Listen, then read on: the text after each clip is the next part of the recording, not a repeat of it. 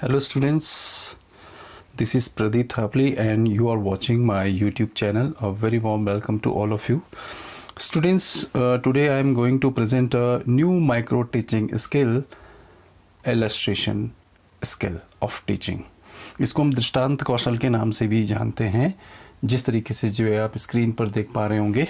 चलिए शुरुआत करते हैं. सबसे पहले जो है first of all we have to understand the meaning of illustration skill. So illustration skill is a skill in which a teacher presents a lot of example or illustration for the students. तो कक्षा में जब भी हम लोग जो है students को कोई कंटेंट पढ़ाना चाहते हैं तो ऐसी सर्कमस्टेंसेस आ सकती है कि स्टूडेंट उसको समझ ना पाए.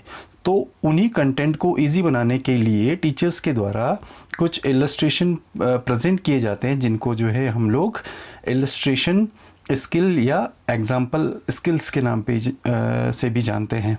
तो वही होता है स्किल ऑफ इलस्ट्रेशन, जब आप जो है कंटेंट को इजी बनाने के लिए जो है कक्ष में उदाहरणों का प्रस्तुतिकरण करते हैं. इसके प्रकार के बारे में बात करेंगे जल्दी से. वर्बल और नॉन वर्बल जिसके जो है दो प्रकार हैं. वर्बल का मतलब होता है कि आप जो है ओरली जो है स्टूडेंट्स को कुछ इलस्ट्रेशन दे सकते हैं. वो कोई स्टोरी टेलिंग हो सकती है, कोई फिनोमेनास के बारे में बता सकते हैं, कोई पोइट्री जो है आप उसको जो है उसके सामने प्रेजेंट कर सकते हैं, उसका मीनिंग आप उस दे सकते हैं, कोई आर्टिकल हो सकता है. तो ये इसके जो है वर्बल टाइप्स हैं, ये आपको जो है समझना होगा.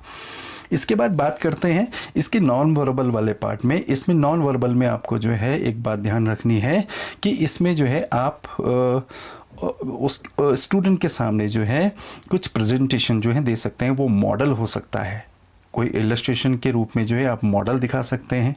रियल ऑब्जेक्ट्स हो सकता है, आप जो है कोई उसको जो है प्रैक्टिकल सिखा सकते हैं, है ना. कोई मॉडल जो है अगर आप पढ़ाना चाह रहे हैं बच्चे को कोई भी कंटेंट, तो उससे रिलेटेड जो है मॉडल आप प्रेजेंट कर सकते हैं. ये इसका जो है नॉन वर्बल जो है टाइप होता है इलस्ट्रेशन स्किल का. अब बात करते हैं इसके नेक्स्ट वाले पार्ट पे. ये इलस्ट्रेशन स्किल के लिए जो है एक माइक्रो लेसन प्लान है, जो आप सभी को जो है अपनी कॉपी में जो है एंट्रीज करना इसको जो है पड़ेगा और इसको जो है एज इट इज़ बनाना होगा. स्टूडेंट्स, ये एंट्रीज जो हैं जर्नल एंट्रीज हैं. आपको जो है हम पहले भी बता चुके हैं कि इस तरीके से जो है आपने ये प्रेजेंट कर देना है. अब आपको जो है टीचिंग पॉइंट वाले पार्ट में आना है. इसके बाद जो है टीचिंग पॉइंट आप जो है निकाल चुके हैं. Various sources of irrigation uses in the India, ये आप जो है टीचिंग पॉइंट निकाल लेंगे. इसके बाद जो है पीपल टीचर एक्टिविटीज़ है, ये आप जो है पीपल टीचर एक्टिविटीज़ देखते हैं. इसमें जो है आपने फिर से एक एंट्रीज यहाँ पे इस तरीके से करनी है. प्रेजेंटेशन ऑफ आप जो है इलस्ट्रेशन, या आप यहाँ कह सकते हैं उदाहरणों का प्रस्तुतिकरण. जो हमने जो है अपना एक टॉपिक लिया था सिंचाई के स्रोत, तो उसमें जो है हम लोग स्टूडेंट्स को बताना चाहते हैं कि there are many types of source of irrigation in India. तो आप जो है बता सकते हैं कि ये जो है सिंचाई के साधन हैं जिनको हम लोग जो है इंडिया के अंदर जो है यूज़ करते हैं. तो हमने बताया साहब इसमें जो है सबसे पहले जो है ढेकुली सिंचाई है, ये इलस्ट्रेशन दे रहे हैं आप. इसके बाद जो है सतही सिंचाई, ये बेसिन है या फव्वारा सिंचाई के माध्यम से जो है हम लोग किस तरीके से जो है अपने प्लांट्स को पानी डाल सकते हैं, पानी दे सकते हैं. तो ये इसके जो हैं आप प्रकार बता सकते हैं. इसके बारे में जो है आपको एक डिस्क्रिप्टिव पार्ट देना है तो दे सकते हैं. जैसे हमने कहा था कि ये जो ढेकुली सिंचाई है इसमें जो है कुएँ के माध्यम से जो हम लोग सिंचाई करते हैं. सतही सिंचाई क्या सिंचाई है, इसके माध्यम से जो है हम लोग किस तरीके से जो है काम करते हैं. इसमें जो है हम लोग एक जो हमारा जो एक मैदान है, जो खेत है, उसी खेत से जो है हम ड्रेन्स को या नहर के माध्यम से जो है दूसरे खेत तक लेके जाते हैं. तो एक ही नहर के माध्यम से जो है हम उसमें जगह जगह पे जो है लिंक दे के जो है और भी खेतों को पानी दे सकते हैं. वो सतही सिंचाई. बेसिन जो है आप इसको इस तरीके से समझ सकते हैं कि इसमें जो है जिस तरीके से जो है धान की रोपाई होती है उसमें जो है यूज़ की जाने वाली जो सिंचाई होती है उसको बेसिन सिंचाई के नाम से जानते हैं. फव्वारा सिंचाई क्या है? फव्वारा सिंचाई से आशा है कि आप लोग जो है फव्वारे के माध्यम से जो है सिंचाई का काम करते हैं, उसको जो है यूज़ में लाते हैं. तो ये सारी की सारी चीज़ें जो है आपने यहाँ पे ध्यान देनी है. अब बात करते हैं पीपल टीचर एक्टिविटीज़ में. यहाँ पे जो है आपको इलस्ट्रेशन जो भी दिए जाएंगे आप जो है स्टूडेंट्स उसको जो है ध्यानपूर्वक सुनेंगे, समझेंगे और इसके साथ साथ जो इसको नोट डाउन करने का भी काम करते हैं, ये आप जो है एंट्री समझेंगे। अब इसके बाद जो है नेक्स्ट पार्ट पे बात करते हैं। अब जो है इसकी कंपोनेंट्स आपके सामने आते हैं। कंपोनेंट्स में क्या करना है आपने, कंपोनेंट्स जो है वो सारे जो हैं घटक होते हैं, वो एक्टिविटीज़ होती हैं जो स्टूडेंट ने जो है इलस्ट्रेशन को पढ़ाते समय या उस स्किल को पढ़ाते समय जो है प्रेजेंट की हो। तो हमने जो है कंपोनेंट्स आपके सामने रखे हैं कि आपने जो है यूजिंग रिलेवेंट एग्जाम्पल, सुगम उदाहरणों का प्रयोग किया। सुगम का मतलब होता है जहाँ पे आसानी से पहुँचा जा सके। इसका मतलब जो है इस रिलेशन में हम बात करते हैं कि स्टूडेंट को वो आपने इलस्ट्रेशन या एग्जाम्पल प्रेजेंट करने हैं जो उसकी समझ के हों। टफ एग्जाम्पल आप प्रेजेंट नहीं करेंगे। इसके बाद जो है दूसरे पॉइंट पे चलते हैं, दूसरे घटक पे चलते हैं। इसमें आपको जो है यूजिंग इंटरेस्टिंग एग्जाम्पल, आपने जितने भी इलस्ट्रेशन जो है बच्चों को दिए वो इंटरेस्ट को क्रिएट करने वाले होने चाहिए, ये आप ध्यान में रखेंगे। इसके बाद जो है बात करते हैं uses of inductive and deductive method. Illustration में जो है हम लोग इस बात का जो है ज़रूर ध्यान रखेंगे कि जब भी हम लोग बच्चे को जो है कोई इलस्ट्रेशन प्रेजेंट कर रहे हो तो उसमें जो है आप किसी भी सब्जेक्ट में जो है इंडक्टिव और डिडक्टिव इस मेथड को जो है ज़रूर से यूज़ करेंगे। जल्दी से बताते हैं। इंडक्टिव मेथड जिसको हम लोग जो है आगमन विधि कहते हैं, इसमें सबसे पहले जो है उदाहरण दिए जाते हैं, फिर बच्चे को जो है आगे की तरफ नियम की तरफ लेके समझाया जाता है। इसमें हमने बताया सिंचाई क्या होती है, इसके बारे में सब कुछ बताया है स्टूडेंट्स को। उसके बाद जो है आगे की बात जो है इसमें बच्चे को स्पष्ट करवाई जाती है। इसी के अलावा जो है इसके अपोजिट डिडक्टिव मेथड या निगमन विधि में जो है सबसे पहले रूल्स को बताया जाता है, फिर उसके बाद जो है हम लोग उदाहरणों की तरफ चलते हैं।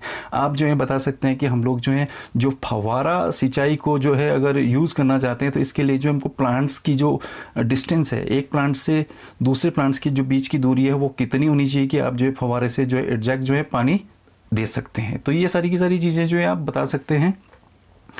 इसके बाद बात करते हैं कि probing in the middle of the chapter for understanding the content. इसका मतलब क्या हो जाएगा कि आप ये जानने की कोशिश करेंगे कि बच्चों को जो है हमारे द्वारा पढ़ाया गया पाठ क्या समझ में आता है, तो बीच बीच में जो है प्रोबिंग भी कर सकते हैं। ये भी जो है इसका एक इम्पॉर्टेंट कंपोनेंट्स है, ध्यान रखिए इस चीज़ को। इसके बाद जो है बात करेंगे examples were related to previous knowledge. आपको जो है ध्यान रखना होगा कि आपने इलस्ट्रेशन या एग्जाम्पल जो भी दिए बच्चे के प्रीवियस नॉलेज से रिलेटेड हो, इसमें जो है आपको रेटिंग मिल जाती है। अब इसके बाद जो है बात करते हैं use of teaching material aid. आपने जो है ऐसा नहीं है कि आप जो भी कंटेंट पढ़ाए हैं उसमें जो है आप बच्चे के लिए कोई भी TLM को यूज़ ना करें। आप जो है चार्ट्स बना सकते हैं।